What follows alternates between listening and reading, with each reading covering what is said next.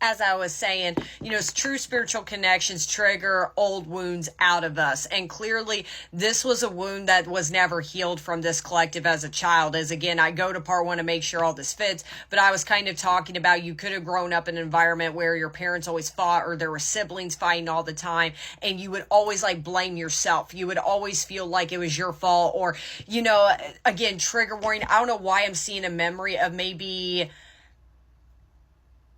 It's maybe you had parents or whatever that would kind of use you as monkey in the middle. They would use you as a reason to fight.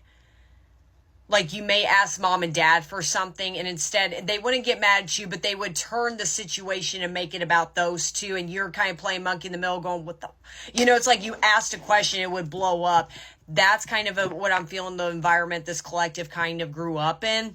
And again, this person triggered that out of you. And I feel like every time you two would fight, you would immediately blame yourself. I feel like you would be the quickest to take accountability, even if it's not your fault. Or even if there is some things I was out of line and great. So I feel like usually I tap into collectives, no offense, that have a hard time taking accountability. This collective, no. I feel like maybe on a day-to-day basis, and this is again another trigger, maybe you have a horrible habit of constantly saying, I'm sorry. And it's what are you sorry for? You didn't do anything wrong. It's kind of you should never apologize for being you. This is kind of sad, but again, I feel like this person triggered that out of this collective. Like I said, go to part one to make sure it's all making sense. Difficult differences.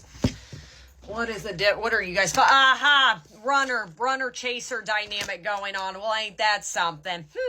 I feel like, again, I talked about in part one, I clearly think you're tap into somebody that has commitment issues. They are not ready to settle down for some form of commitment. And I feel like that is the number one thing I think you guys have butted heads on, is clearly this collective, you've wanted something out of this person and this person doesn't, but it gets confusing because I feel like there's a lot of obsessiveness coming out of your person when it comes towards you. Okay.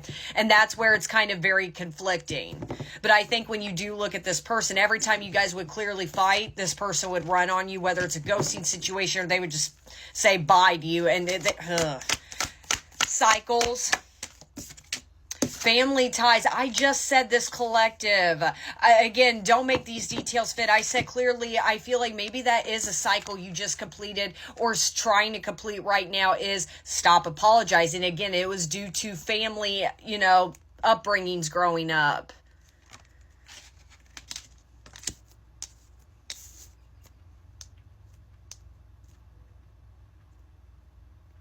But like I said in part one too, you see this person as your family too.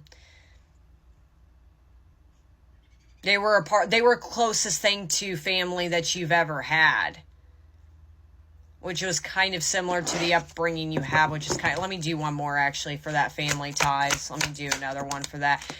Divine masculine. Okay. You see this person as, husband material, wife material, gender doesn't matter with this divine masculine right here.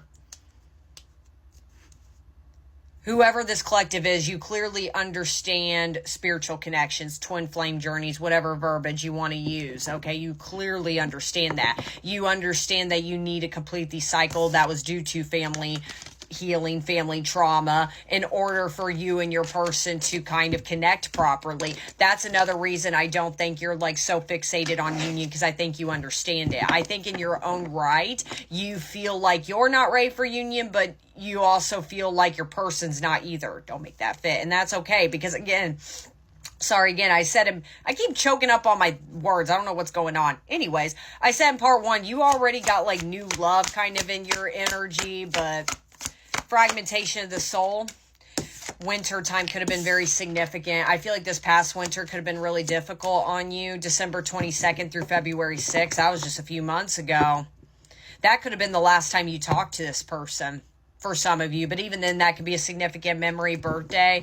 But yeah, forgiveness right there.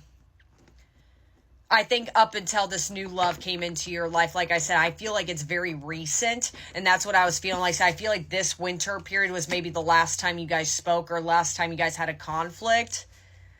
you kind of are hoping that this person would come back and ask for your forgiveness. But again, you're not having super expectations. There's always a small part of you. Let me just do one more.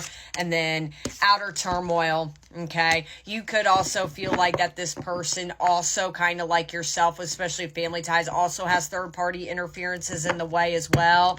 But acquiring knowledge, that's what I'm saying. I feel like this collective, when it comes to this person, you understand everything. You're not having expectations. You're not asking anything out of them right now. You're just kind of okay with it. All right, but that's how you feel. But now let's get into, how does your person feel about you? Okay. Oh, good grief. One second.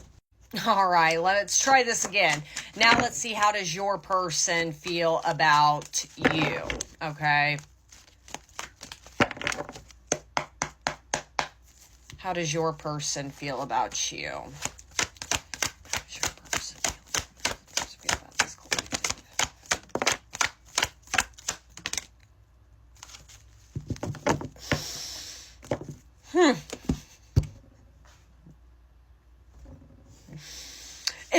I can understand where this collective's coming from, because this is frustrating. Immediately 4 cards alone. So I got naughty thoughts. Aries, you or this person could be an Aries, but even then, that's just the energy that's here. Odious opinions and twin flame. I think this person's just now waking up. And that's where, I feel like this collective is correct. There's clearly some third-party interferences in the way. And again, I have a feeling it's kind of with friends on them. I'm going to be honest. With that, your connection isn't real. Clearly, I feel like this person's had a lot of outside influence as far as with the two of you, especially with that, difficult differences. I always say true spiritual connections, you guys have a big societal difference between the two of you, okay? I think for some reason, I kind of feel age gap is the biggest one between the two of you. I feel like the biggest one is this person's younger than you. And I feel like that maybe they've had a lot of people kind of side-eye your connection. And that's what most, again, spiritual connections kind of do, is they kind of look at you both like, why are you guys together? Like, I get it, but I don't. Now, with this naughty thoughts in Aries, this is why I'm getting frustrated. This is why I feel like this person has commitment issues. And this explains it. I feel like, again, they're younger than you. I think they're very more sexually active than you are.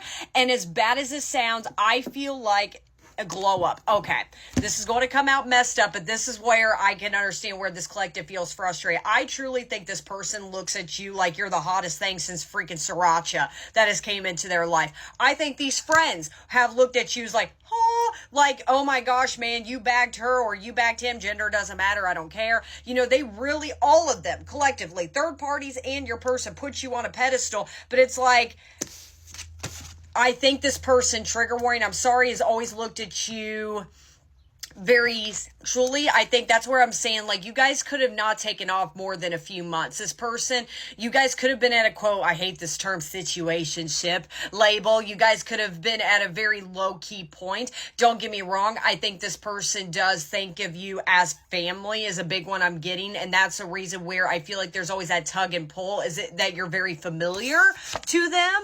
And I think, and it's just sad. And I think that's why you guys have butted heads. You look at, trigger warning, I'm sorry, you look at this person as, oh my gosh, they're my family, or I could see family out of them. That is my husband, wife someday. And this person has always looked at you as dessert in the past. No wonder you two have always butted heads. And I can understand why this collective, you've been finally like, with this person. And again, this kind of confirms that with this collective, you would kind of already know the energy this person's always portrayed off to you. Just saying. Okay, naughty thoughts. Okay, but that's what I'm saying, power couple right there. Like I said, this person is so back and forth with you. Like, I think right now when they think of you, it's very lustful. Literally, this is literally how I see your person. They would literally find a photo of you and go, huh? Like, they're just obsessed over you. I said that in this part, last part, can't remember. But that's where it gets conflicting. They never knew what to do. That's what I'm saying. In a way, they've always looked at you as home. They knew you guys could be something someday, but pride and ego took over. And I think these other people just saying. Aries energy, what's this, Aries? spiritual practices. That could be another societal factors. Maybe this collective, you're like a little witchy poo, spiritual person's not. Maybe this person's always been closed off when it comes to spiritual practices, religion, whatever verbiage you want to use. I think you have awakened that in them. And there is something with your person with that